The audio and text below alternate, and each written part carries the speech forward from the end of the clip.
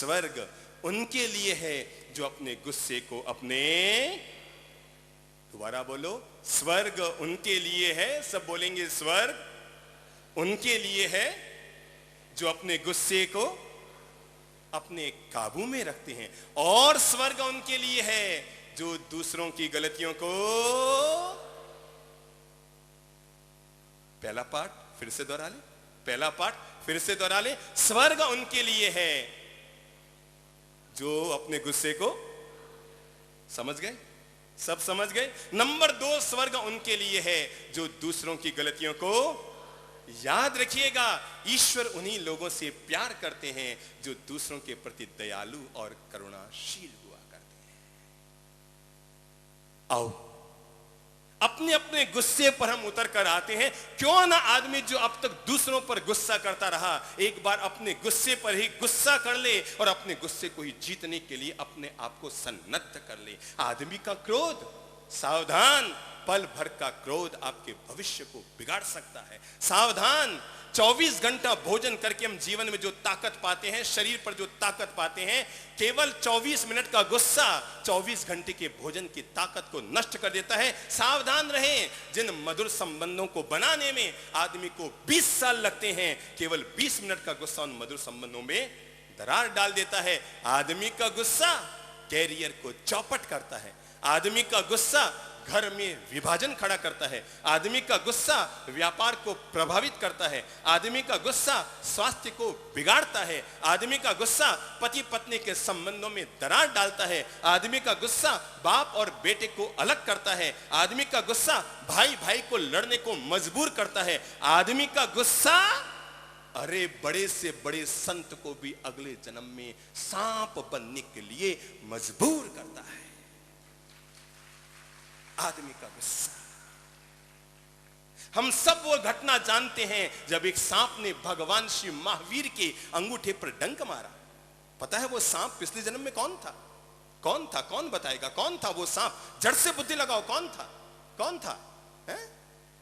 एक साधु, एक सन्यासी। बैठिए, पिछले जन्म में वो चंड कौशिक एक सन्यासी, एक साधु। हम सब जो मंच पर बैठे हुए संत हैं, सब सावधान रहे। एक साधु जिसने 30 दिन की मासिक क्षमण की तपस्या की, पांव के नीचे मेंढक आके मरा। शिष्य ने उलाहना दी, कहा मुनिवर प्रतिक्रमण कर ले गुरुवर। गुरु चेले की बात मानी, सास बहू की सलाह माने, इम्पॉसिबल। और वही हुआ, गुरु मानने को तैयार नहीं। कहा तू मुझे क्या बताता है? अरे मैं तुझे सिखाऊंगा कि प्रायश्चित क्या होता है, धर्म क्या होता है, तू मुझे बताता है। शाम को फिर चेले ने कहा गुरुवर आपके पांव के नीचे मेंढक मरा, प्रायश्चित कर ले। रात को सोते समय फिर शिष्य ने कहा गुरुवर मैंने अपने आंख से देखा, प्रतिक्रमण कर ले, आपके पांव के नीचे आकर एक मेंढक मरा। गुरु को आया गुस्सा, पास में पड़ा था डंडा, उठाया और चेले को मारने दौड़ा। मेरा चेला मुझे ही मार्ग बता रहा है, मुझे ही सलाह दे रहा है, मारने के लिए पीछे दौड़ा। चेला निकल गया बाहर, गुरु का सिर टकराया खंबे से, ब्रेन हेमरेज हो गया।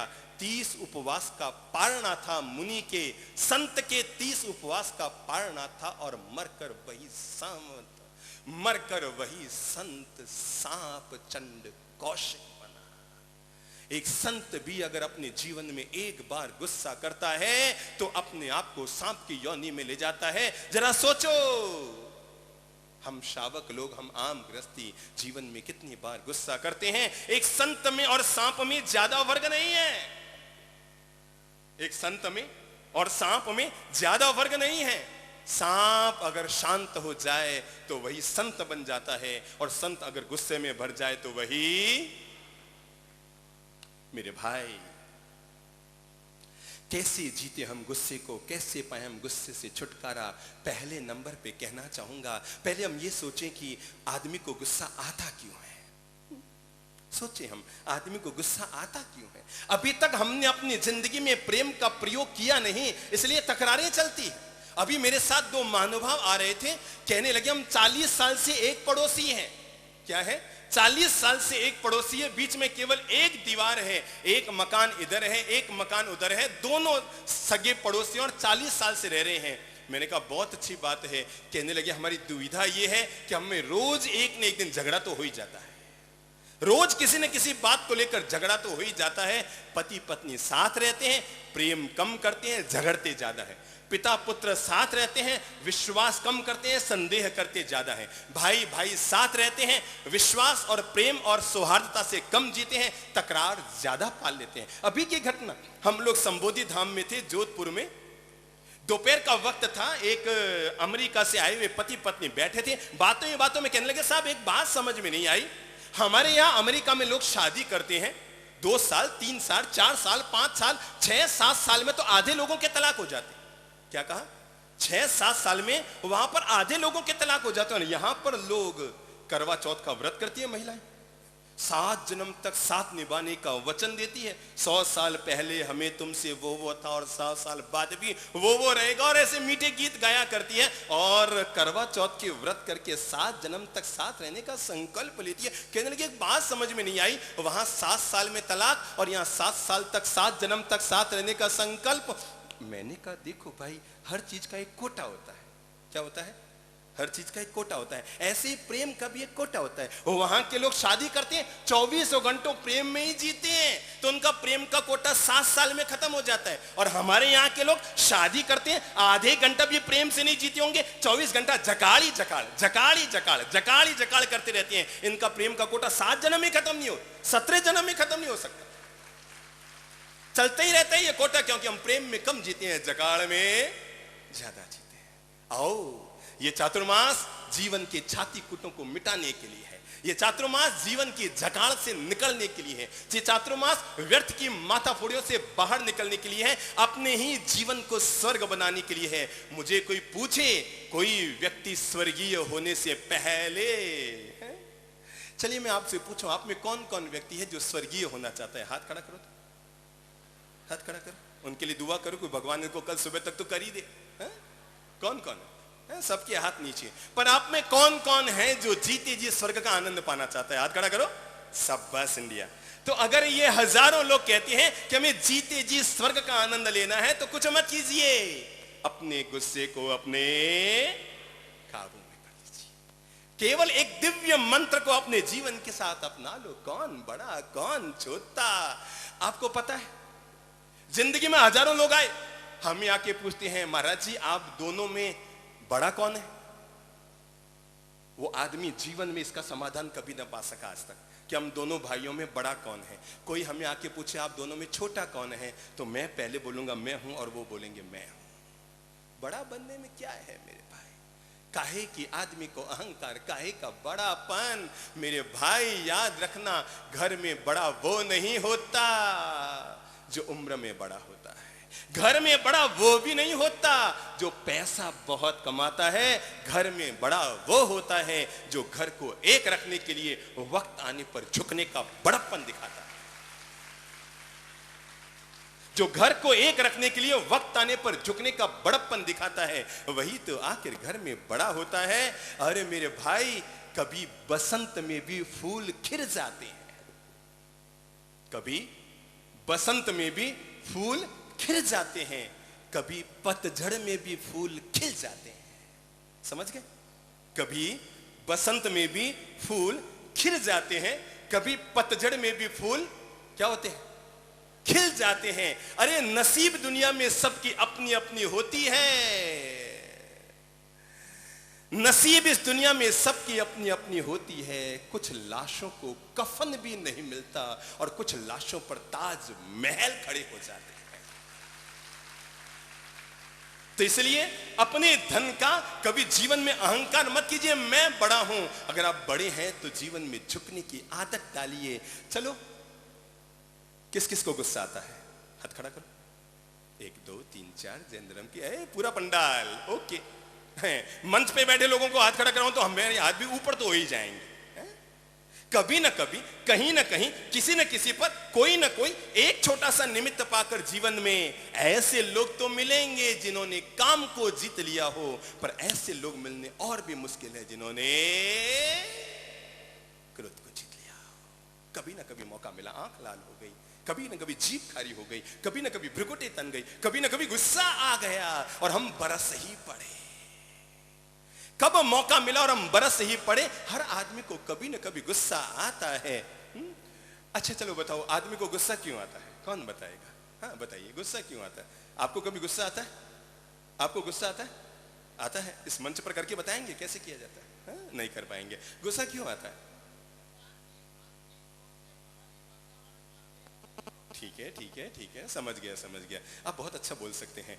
इंसान के आंतरिक सोच से जब बाहर का मेल नहीं होता। चलिए नंबर सर, हाँ जी, पहले नंबर पे कौन बैठे हैं? आप बताएंगे आपको गुस्सा क्यों आता है? कभी गुस्सा आया? फटाफट, टाइम नहीं है। आपको गुस्सा आया कभी? बैठे बैठे बोल लो, फटाफट बोलो, क्यों आता है? अपने कहे न करें। मानिक जी, आपको गुस्सा कब आता है? फटाफट फटाफट बोलिए। हमेशा ही आता है। क्यों आता है? क्यों आता है? इनसे आगे, आपको गुस्सा क्यों आता है? कभी बोलेंगे प्रभु जी आपको गुस्सा क्यों आता है? सबसे ताजा गुस्सा कब आया था? लेटेस्ट? ये अभी अभी करके आए हूं गुरु जी। कब कब आया है? प्रतिकूलता होते ही गुस्सा आ जाती है। सीधी सादी बात है, हर आदमी का एक ही जवाब होगा। जब प्रतिकूलता होती है तो गुस्सा आता है, जब कोई हमारा कहना नहीं माने तो गुस्सा आता है, जब हमारे मन की विपरीत हो तो गुस्सा आता है, दूसरा हमारे मन की विपरीत करे तो हमें गुस्सा आता है, और हम किसी के मन की विपरीत करें तो आदमी की बहुत बुरी आदत अपनी गलती को नजरअंदाज करता है और दूसरों की गलतियों पर नजरें गाड़े रखता है। पहली भूल जीवन की, अपनी गलतियों को क्या करता है? नजरअंदाज करता है और दूसरों की गलतियों पर नजरें गाड़े रहता है। अपनी गलती को माफ करता है और दूसरों की गलतियों को दंडित करना चाहता है। अच्छा होगा खुद से गलती हो तो एक चांटा उठाओ और अपने गाल पर मारो, और दूसरों से गलती हो तो माफ करने का बड़प्पन दिखाओ। आओ, किसी की जेब में माचिस है? झट से देखो, किसी की जेब में है माचिस? हो तो दौड़ के लाओ, हाथ खड़ा करो। किसी की जेब में माचिस हो तो हाँ, दौड़ के लाइए। दादाजी दौड़ के लाइए, माचिस लाइए, माचिस लाइए। आ जाइए, आ जाइए। अरे वाह, आप भी माचिस लाए। आप माचिस रखते हैं? नहीं तो कहां से लाए? आप माचिस रखते हैं, कहां से लाए? मंदिर में अगरबत्ती करते हैं। बीड़ियां तो नहीं फूंकते? हाँ, बीड़ियां मत फूंकिएगा। हाँ, ये माचिस देखो भाई, ये माचिस की तीली क्या है? माचिस की तीली। देखेंगे इसके नीचे क्या है? शरीर। ऊपर क्या है? सिर। सिर में क्या भरा हुआ है? देखो तो, माचिस की तीली पे क्या? सबको नजर नहीं आ रही है? सबको एक एक तीलियां बांटू? आग नहीं लगानी है यहां पर। तो ये जो माचिस की तीली है, देखिए आप, ऊपर में बारूद है और नीचे क्या है? नीचे क्या है? शरीर। माचिस की तीली और हमारा शरीर एक जैसा है। नीचे शरीर और ऊपर क्या है? माचिस का सिर। हमारे क्या है? ऊपर सिर। माचिस के सिर पे क्या लगा है? बारूद। हमारे भीतर क्या भरा है? क्या भरा है? बिल्कुल हूबहू माचिस की तीली है। पर मेरे भाई, इतना सा विवेक जरूर रखिएगा, माचिस की तीली के पास केवल सिर है, इसलिए वो थोड़ा सा घर्षण लगते ही सुलग जाती है। पर हमारे पास भगवान ने सिर के साथ भीतर में दिमाग भी दिया है। दिमाग का इस्तेमाल कीजिए और अपने आप को माचिस की तीली मत बनाइए। दिमाग का इस्तेमाल कीजिए और खुद को माचिस की तीली मत बनाइए। जब भी गुस्से का माहौल बने, पहला काम कीजिए, टालने की कोशिश कीजिए। चलो आओ, फटाफट हम सीखते हैं गुस्से से छुटकारा कैसे पाएं। जब भी गुस्से का माहौल बने, क्या करो? पहला काम क्या करो? क्या करो? अरे मेरे भाई, आप में कोई ऐसा व्यक्ति है जिसकी पत्नी को गुस्सा आता है? हाथ खड़ा कर। बेचारे इतने डरे हुए हैं, बोल हाथ खड़ा करने की हिम्मत नहीं हो रही है। इतने ज्यादा कांप रहे हैं कि बोला नहीं, और घर जाके यहां तो महाराज आपका क्या लगता है, क्लास तो घर जाने पे ली जाएगी। अच्छा, अगर आपकी पत्नियों को गुस्सा आता है, चलो कैसे जीतें गुस्से को? गुस्से के माहौल को कैसे बदलें? कभी गुस्से में आकर आपकी पत्नी आपको बोल ही दे, तुम तो जानवर हो, जानवर। क्या बोल दे? कभी गुस्से में आकर आपकी पत्नी आपको बोल ही दे, तुम तो जानवर हो, जानवर, तो बुरा मत मानना, झट से मुस्कुरा देना। उसको और गुस्सा आएगा, मैंने तुम्हें जानवर कहा, तुम मुस्कुरा रहे हो। अरे भैया, बात ही मुस्कुराने की है, तूने बड़ी जोरदार बात कही। अरे आज तो बड़ा मजा आ गया। उसने कहा काहे का मजा आ गया? मैंने तुम्हें जानवर कहा है, जानवर। तो झट से मुस्कुरा के कहना, तुम बहुत अच्छी है, तू मेरी जान, मैं तेरा वर, दोनों मिलके क्या हुए?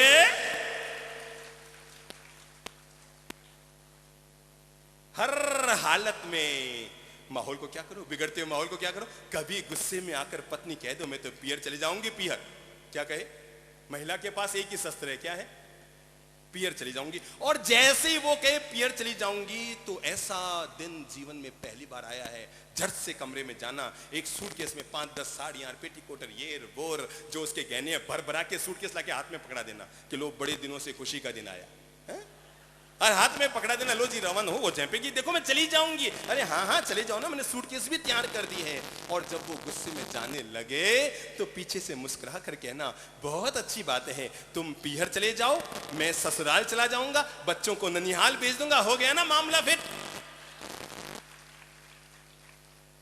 जब भी क्रोध का माहौल बने तो क्या करो, मिठास से पूरा करो। जब भी क्रोध का माहौल बने क्या करो, मिठास से पूरा करो, बात को मिठास से खत्म कर दो। आपने नाम सुना होगा, एक बहुत बड़े प्यारे दार्शनिक हुए जिनका नाम था सुकरात। पता है सुकरात की पत्नी बहुत गुस्सैल थी, एक नंबर की गुस्सैल, इतना भयंकर गुस्सा आता था जिसकी हद नहीं। एक बात कह दूं, जिन लोगों की पत्नियां बहुत गुस्सैल है, सॉरी पत्नियां नहीं पत्नी, जिन लोगों की पत्नी बहुत गुस्सैल है वे बड़ी तकदीर वाले, सच्ची कह रहा हूं। आप में कौन कौन है जिनकी पत्नी को गुस्सा आता है? जिनकी पत्नी को गुस्सा नहीं आता है वो हाथ खड़ा करो। एक आदमी है, बाकी सबकी पत्नियों को गुस्सा आता है। और अगर गुस्सा आता है तो आप बड़े तकदीर वाले हैं, आपको संत बनने की जरूरत नहीं है, उस पत्नी को सहन करते रहो, इससे बड़ा दुनिया में कोई संत जीवन होता ही नहीं। उस पत्नी को सहन करने से बढ़कर कोई संत जीवन होता है क्या? अरे भाई, लोग कहते हैं संत बनना तलवार की धार पर चलना है, और एक गृहस्थी में रहना दुधारी तलवार की धार पर चलना है। बेचारा इधर भी कटे उधर भी कटे। तो सुकरात वो तो प्रवचन दे रहे थे, जैसे हम अभी बैठे हैं आप लोगों के बीच सत्संग कर रहे हैं, ऐसे वो प्रवचन दे रहे थे। पत्नी ने खाना बनाया, अंदर से आवाज लगाई, सुनो खाना बन गया है, खाना हो तो आ जाओ। बोलने की स्टाइल देखो, खाना बन गया है, खाना हो तो आ जाओ। सुकरात हाथ से इशारा किया, भैया सत्संग कर रहा हूं, 2 मिनट अच्छी बातें सुना, आता हूं। 1 मिनट बीता नहीं, वो तो फिर बरसी, सुना क्या, खाना हो तो आ जाओ, नहीं तो तुम जानो खाना बना दिया, खाना हो तो आ जाओ। फिर ऐसे कहा आ रहा हूं भाई। उसने फिर 1 मिनट बाद कहा, खाना हो तो खाओ, नहीं तो भाड़ में जाओ। क्या कहा? खाना हो तो खाओ, नहीं तो भाड़ में जाओ, आ जाओ फटाफट आ जाओ। उसने कहा आ रहा हूं। इस पत्नी सहन न कर पाई, अंदर गई, पानी का मटका भरा हुआ था, ठंडे पानी का मटका, और लाकर सुकरात पर पूरा उंडेल दिया। गड़े सा पानी आया, सुकरात का शरीर पूरा भीग गया। सब शिष्य अचंभे में रह गए, भगवान ने आपको कैसी पत्नी दी है। पत्नी अंदर चली गई, तमतमाते हुए, पांव पटकते हुए अंदर चली गई। और सुकरात ने कहा, मजा आ गया, देखो भाई देखो मेरी पत्नी कितनी अच्छी है, ये गरजती भी है और बरसती भी है। क्रोध के माहौल में भी जो व्यक्ति मिठास को घोलना जानता है, वो आदमी जीवन की बाजी को जीत लेता है। गुस्से के माहौल में भी जो प्रेम को घोलना जानता है, क्रोध के माहौल में भी जो शांति को जीना जानता है, वो आदमी अपनी जिंदगी की बाजी को जीत लेता है। एक बड़ी प्यारी सी घटना आपको सुना रहा हूं, फिर आगे की बात करता हूं। कहती है एक एसपी, बहुत ध्यान से सुनिएगा, कोई है क्या यहां पर पुलिस वाला? कोई है? कोई बड़े अधिकारी है? एक एसपी कर्फ्यू ग्रस्त इलाके में गया हुआ था, साथ में करीबन 30-40 पुलिस वालों का दल था, 5-7 इंस्पेक्टर साथ में थे, और वो कर्फ्यू ग्रस्त मामला संवेदनशील था, जातिकरण का मामला हो गया था, जाति दंगों का मामला हो गया था। कर्फ्यू ग्रस्त इलाके में जा रहा था कि एक युवक गुस्से से भरा हुआ पुलिस वालों के प्रति अपने घर से बाहर निकला और पुलिस की भीड़ को चीरते हुए एसपी के सामने गया और जाकर मुंह पर थूक दिया। तो पूरा चेहरा एसपी का थूक से भर गया। पास में खड़े इंस्पेक्टर ने झट से रिवॉल्वर निकाली और युवक की छाती पर तान दी।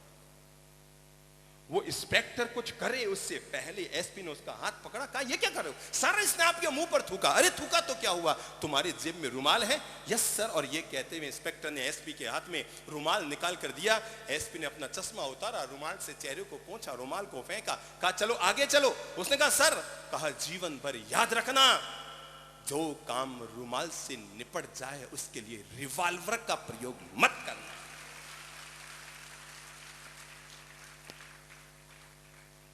जिंदगी में जो काम रुमाल से निपट जाए, हर इंसान के लिए, हर सेठ के लिए, हर पति के लिए, हर पिता के लिए, हर परिवार के व्यक्ति के लिए, हर व्यापारी के लिए, हर बॉस के लिए, हर नौकर के लिए, हर स्टाफ के लिए, हर कर्मचारी के लिए एक जीवन का मंत्र, जो काम रुमाल से निपट जाए, क्या मत करना, क्या मत करना, उसके लिए रिवॉल्वर का प्रयोग मत करना।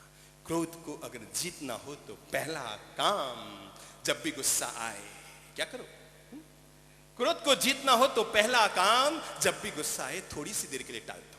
ठीक है, चलो मंत्र ले लो, कमर सीधी कर लीजिए। जिनके कमर और कमरा है वो रहने दीजिए। पहला मंत्र, जब भी गुस्सा आए, जब भी गुस्से का माहौल बने, थोड़ी सी देर के लिए टाल दो। आप लोग ये चौगड़िया देखना जानते हैं? लाभ शुभ अमृत, किसको आता है चौगड़िया देखना? है इतने लोग चौगड़िया समझते हैं ना? चौगड़िया समझते तो है क्या होता है? लाभ का चौगड़िया है, शुभ का चौगड़िया है, चल का चौगड़िया है, काल का चौगड़िया है। तो जब भी गुस्सा करना हो तो पहला काम करो, जेब में चौगड़िया रखा करो। ठहरो भाई ठहरो, एक मिनट, चौगड़िया देखता हूँ। चौगड़िया निकाला? नहीं भाई नहीं, अभी काल का चौगड़िया। 1 घंटा बाद आना, गुस्सा करना। 1 घंटा के लिए टाल दो। याद रखना, अगर आपने अपने गुस्से को 1 मिनट के लिए भी टाला है तो आपने 1 साल को सुखी रखने का, खुश रहने का मार्ग ढूंढ लिया है। अगर 1 मिनट भी अपने गुस्से को टाल दिया है, केवल 1 मिनट के लिए टाल दीजिए। दूसरा काम कीजिए, सप्ताह में 1 दिन उपवास जरूर कीजिए। अब तक संत आई जो कहते हैं अष्टमी को उपवास करो, कोई कहता है चतुर्दशी को उपवास करो, कोई कहता है पंचमी को उपवास करो, कोई कहता है 10 लक्षणी पर्युषण को उपवास करो। मैं आपसे कहूंगा हर इंसान सप्ताह में 1 दिन उपवास जरूर करे। शिव जी के भक्त हो तो सोमवार का ले लो, हनुमान जी के भक्त हो तो मंगलवार का ले लो, गणेश जी के भक्त हो तो बुधवार का ले लो, पद्मावती माता के भक्त हो तो शुक्रवार का ले लो, गुरु जी के भक्त हो तो गुरुवार का ले लो। जो वार पसंद आए वो वार ले लो, पर उस दिन उपवास जरूर करेंगे। और वो उपवास भोजन का उपवास, जम के खाना, दाल रोटी बाटी चोमड़ा जो इच्छा हो जो खाना, पर वो उपवास होगा। सुबह होते ही संकल्प, आज मैं उपवास करता हूं 24 घंटे का, और गुस्से का उपवास करता हूं। किसका? किसका? किसका? गुस्से का। सोमवार का दिन है, सुबह उठते ही 6 बजे संकल्प लिया, कल सुबह 6 बजे तक गुस्सा नहीं करूंगा, नहीं करूंगा, नहीं करूंगा, नहीं करूंगा। और आपने संकल्प लिया, दोपहर में वातावरण बना गुस्से का। सामने वाला आया ओला करते हुए, आप कह दो भाई मेरा आज उपवास है गुस्से का। नहीं नहीं कैसे नहीं बोलेगा? अरे भाई मैंने कहा ना आज मेरा उपवास है गुस्से का। अरे कैसे नहीं ना ब्रो? जैसे ही छाती ताने तो कहना ठीक है भैया ऐसे ही है ना, कल सुबह 6 बजे आ जाना, अपने उपवास का पालना तेरे पे कर लूंगा, अपने उपवास की पूर्णता तेरे पे कर लूंगा। पर सप्ताह में 1 दिन जो व्यक्ति गुस्सा न करने का उपवास कर लेता है, मानकर चले वो व्यक्ति अपनी मुक्ति की व्यवस्था भी करता है, अपनी शांति की व्यवस्था भी करता है। मेरे भाई, मरने के बाद मैं तो एक बात कहा करता हूं, मैं जब दुनिया से चला जाऊं ना, तो मेरे जाने के बाद दुनिया में कभी भी मेरी आत्म शांति और सद्गति की प्रार्थना कोई मत कीजिएगा, कोई जरूरत नहीं है। ये काम आपको करने की जरूरत नहीं है। मैंने खुद ने अपने जीवन में अपनी शांति की व्यवस्था भी कर ली है और सद्गति की व्यवस्था भी कर ली है। ये प्रार्थना तो आप अपने लिए कीजिएगा कि आपके सद्गति और आत्म शांति मिल जाए। और इसलिए आपने देखा होगा जब भी किसी का स्वर्गवास हो जाए तो क्या होता है, 100 लोग इकट्ठे होते हैं, उठावना होता है, फोटो लगाते हैं और आगे क्या रखते हैं? फूल माला रखते हैं, थोड़े फूल रखते हैं, लोग आते हैं फूल चढ़ाते हैं। माइक पर बोला जाता है, क्या बोला जाता है? भगवान इसकी आत्मा को क्या करे? शांति दे। ये नहीं बोलेंगे इसको खूबसूरत पत्नी दे, एक अच्छी सी कार दे, एक महंगा सा बंगला दे, एक वो 2 बीबी दे, बच्चे दे। ये प्रार्थना नहीं करेंगे। क्या प्रार्थना होगी? क्या दे? आत्म शांति दे। क्योंकि लोगों को पता है बीबी बच्चे कार बंगले यहां मिल गए थे, बंदे को आत्म शांति नहीं मिली, ये तो अगले जन्म में मिल जाए, ये तो कम से कम अगले जन्म में मिल जाए। इसलिए हर हालत में अपनी जिंदगी में जब भी ऐसा वातावरण बने, और नंबर 3, गुस्से का जब भी माहौल बने तो मुस्कान से, प्रेम से, शांति से उसका स्वागत कर लीजिए, सम्मान से उसका स्वागत कर लीजिए। जब भी क्रोध का माहौल बने ठीक है कोई बात नहीं, हो गया, बोल दिया, कोई बात नहीं। किसी ने टेढ़ा बोल दिया, कोई बात नहीं। किसी ने उल्टा सीधा बोल दिया, कोई बात नहीं। किसी ने विपरीत टिप्पणी कर दी, कोई बात नहीं, हो गया सो हो गया। हर हालत में अपने द्वारा प्रेम और मिठास को जीने की कोशिश कीजिए, जीवन में मुस्कान को बढ़ाने की कोशिश कीजिए। जो व्यक्ति अपने जीवन में जितनी मुस्कान को बढ़ा लेगा वो जीवन में उतना ही आनंद पा लेगा। हिम्मत न हारिए, अरे प्रभु ना बिसारिए, हंसते मुस्कुराते हुए। एक बार मुस्कुराइए, मुस्कुराइए, मुस्कुराइए, मुस्कुराइए। मैंने मुस्कुराने का कहा है, आप तो यूं बैठे। पता है एक जिंदे में और मुर्दे में क्या फर्क है? पता है? जो मुस्कुरा सके उसको जीवन कहा जाता है, जो ना मुस्कुरा पाए उसी को मुर्दा कहा जाता है। मुस्कुराइए तो। भारत में लोग सबसे बड़े कब्जी के रोगी हैं, वो मुस्कान के। बहुत ज्यादा दबाव दो तब थोड़ी सी मुस्कान आती है। ऐसा हुआ, मैं एक थानक के बाहर खड़ा था और मैंने देखा सुबह सुबह एक थानक के बाहर मैं खड़ा था। हम लोग जहां ठहरते हैं उसको थानक उपाश्रय कहते हैं। तो मैं एक उपाश्रय थानक के बाहर खड़ा था और मैंने देखा एक आदमी सुबह सुबह बड़े पुराने पुराने से कपड़े पहनकर हाथ में बिल्कुल फटा हुआ सा थैला लेकर जा रहा था। सुबह करीबन 7 बजे। मैंने कहा भाई साहब कल आप प्रवचन में आगे आगे बैठे थे, बिल्कुल नए नए कपड़े कोट वोट सब पहन के बैठे थे, और आज ये सुबह सुबह ये पुराने पुराने कपड़े पहन के जा रहे हो। मैंने कहा कल आप सत्संग में आए थे, बिल्कुल आगे आगे नए नए कपड़ों में बैठे थे, ये पुराने पुराने कपड़े पहन के कहां जा रहे हो? कहने लगे साहब क्या बताऊं गुरुजी क्या बताऊं, सब्जी खरीदने जा रहा हूं। मैंने कहा सब्जी खरीदने जा रहे हो तो इसमें इतने पुराने कपड़े पहनने की कहां जरूरत? अरे साहब गुरुजी आपको क्या मालूम, ये सब्जियां बेचने वाली मालिनी होती है ना, बड़ी होशियार होती है। नए कपड़े पहन के जाओ तो सब्जी बहुत महंगी देती है, पुराने कपड़े पहन के जाओ तो सब्जी सस्ती मिल जाती है। मैंने कहा हाथ में कटोरा लेके जाओ तो फ्री में मिल जाती है। हिम्मत न हारिए प्रभु न बिसारिए, हंसते मुस्कुराते हुए जिंदगी गुजारिए, हंसते मुस्कुराते हुए जिंदगी गुजारिए। हिम्मत न हारिए प्रभु न बिसारिए, हिम्मत न हारिए प्रभु न बिसारिए, हंसते मुस्कुराते हुए जिंदगी गुजारिए, हंसते मुस्कुराते हुए जिंदगी गुजारिए। भूल गए? खोल लो अपने हाथ, खोल लो दोनों हाथ, खोल लो अपने हाथ। 1 जय हो।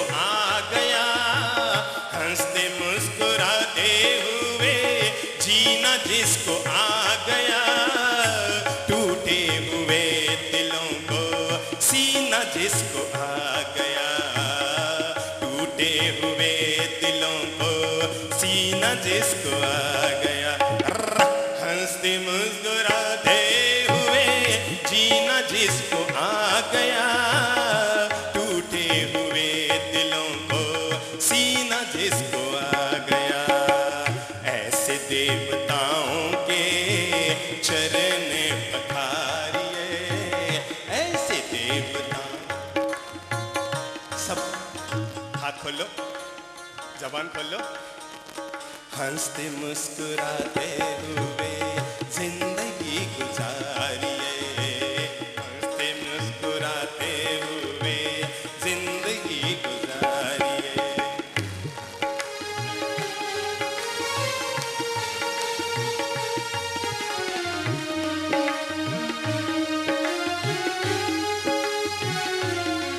ऐसा हुआ संगीत में, एक आदमी की पत्नी मर रही थी, मेरा कोई हाथ नहीं था, अपने आप मर रही थी। एक आदमी की पत्नी मर रही थी और मरते मरते पत्नी ने अपने पति से पूछा, जरा एक बात बताओ, अगर मैं मर गई तो तुम क्या करोगे? क्या करोगे? किसको खड़ा करो? और उसको पूछो आपकी पत्नी मर गई तो क्या करोगे? किसको खड़ा करो? किसको खड़ा करो? आपकी पत्नी मर गई तो क्या करोगे? मैं बताऊं, कुछ नहीं करोगे, दूसरी शादी करोगे। और पत्नी ने अपने पति से पूछा अगर मैं मर गई तो तुम क्या करोगे? उसने कहा नहीं नहीं, कैसे मरने दूंगा, तुम मर गई तो यमराज से झगड़ा करके आ जाऊंगा, तुम्हें नहीं मरने दूंगा। उसने कहा फिर भी, अरे कैसे मर जाएगी, भगवान से लोहा ले लूंगा तेरे लिए, पर तुम्हें मरने नहीं। उसने कहा अरे फिर भी सोचो अगर मैं मर गई तो तुम क्या करोगे? उसने कहा मैं पागल हो जाऊंगा। क्या कहा? पागल हो जाऊंगा। पति ने चैन की सांस ली, तब ठीक है, मतलब पागल हो जाओगे, यानी दूसरी शादी नहीं करोगे। उसने कहा पागल आदमी का क्या भरोसा, कुछ भी कर सकता है। हिम्मत न हारिए प्रभु न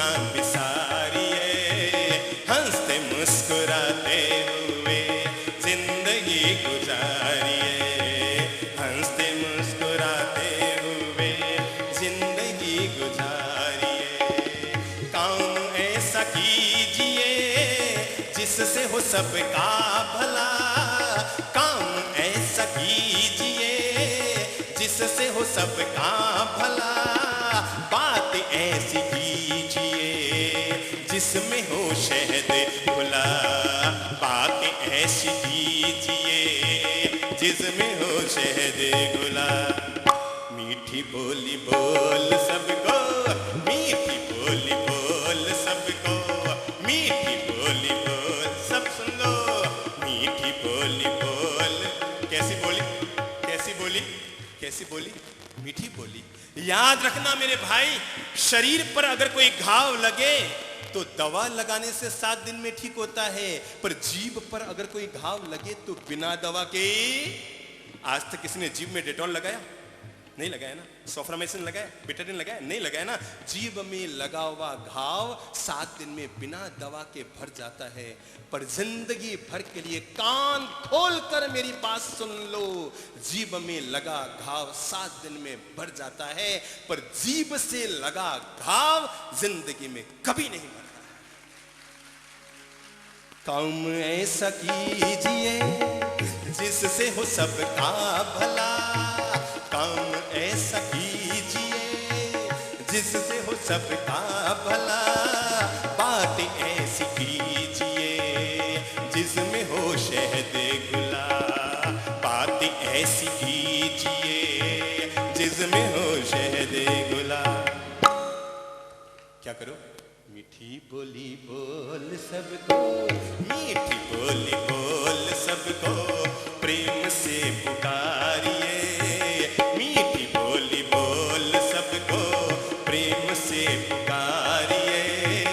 कड़वे बोल बोल के ना जिंदगी बिगाड़िए, कड़वे बोल बोल के ना जिंदगी बिगाड़। सब गाएंगे। हिम्मत ना हारिए, प्रभु ना बिसारिए, हिम्मत ना हारिए, प्रभु ना बिसारिए। हाथ ऊपर कर लो। हिम्मत ना हारिए, प्रभु ना बिसारिए, हंसते मुस्कुराते हुए जिंदगी गुजारिए, हंसते मुस्कुराते हुए, हंसते मुस्कुराते हुए, हंसते हंसते हंसते, अरे हंसते मुस्कुराते हुए। क्या करो? सबको याद हो गई? 2 पंक्तियां सबको याद हो गई? सब बोलेंगे। हिम्मत ना, प्रभु ना, और हंसते मुस्कुराते हुए जिंदगी। सबको याद हो गई? सबको याद हो गई? तो सब एक साथ बोलो। हिम्मत ना, प्रभु ना बिसारिए, हंसते मुस्कुराते हुए जिंदगी। चलो अपन आधे मिनट के कंपटीशन करते हैं। किसको ज्यादा याद हुआ? पहला मौका किसको दूं बोलने का? पहला मौका किसको दूं? क्यों है? महिलाओं को? चलो लेडीज फर्स्ट, पता लग जाएगा अभी। चलो भाई सारी महिलाओं एक साथ मिलकर गाएंगे। दूसरा मौका इनको है। हिम्मत ना, प्रभु ना बिसारिए, हंसते मुस्कुराते हुए जिंदगी गुजारिए, हंसते मुस्कुराते। ओके, हाँ जी, आपकी क्या इच्छा है? पहले से हार या बोल के हार मानेंगे? बोल के मानेंगे। चलो शुरू कर दो। हिम्मत ना,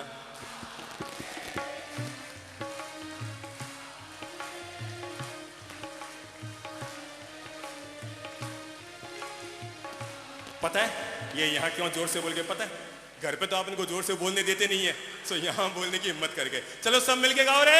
हिम्मत ना हारिए,